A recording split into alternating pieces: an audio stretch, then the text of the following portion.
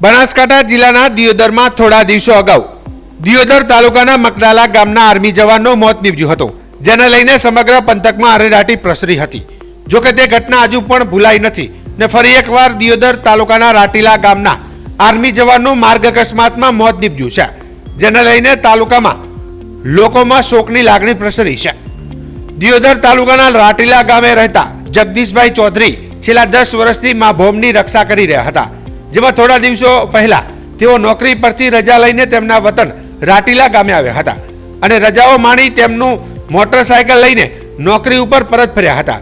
ત્યારે વડોદરા નજીક પહોંચતા તેમનું મોટરસાયકલ ડિવાઈડર સાથે અથડાતા આર્મી જવાનનું મોત નીપજ્યું હતું। આર્મી જવાનના મોતના સમાચાર વાયુવેગે પ્રસરતા દિયોદર તાલુકામાં શોકની લાગણી પ્રસરી હતી। આર્મી જવાનના પાર્થિવ દેહને અંતિમ સંસ્કાર માટે વતન દિયોદર તાલુકાના રાટીલા ગામે લાવતા આર્મી જવાનના પરિવાર ઉપર આપ તૂટી પડ્યું હતું અને બહોળી સંખ્યામાં ગ્રામજનો ઉમટી પડ્યા હતા। આર્મી જવાનને મોડી રાત્રે ગાર્ડ ઓફ ઓનર આપી આર્મી જવાનના અંતિમ સંસ્કાર કરવામાં આવ્યા હતા।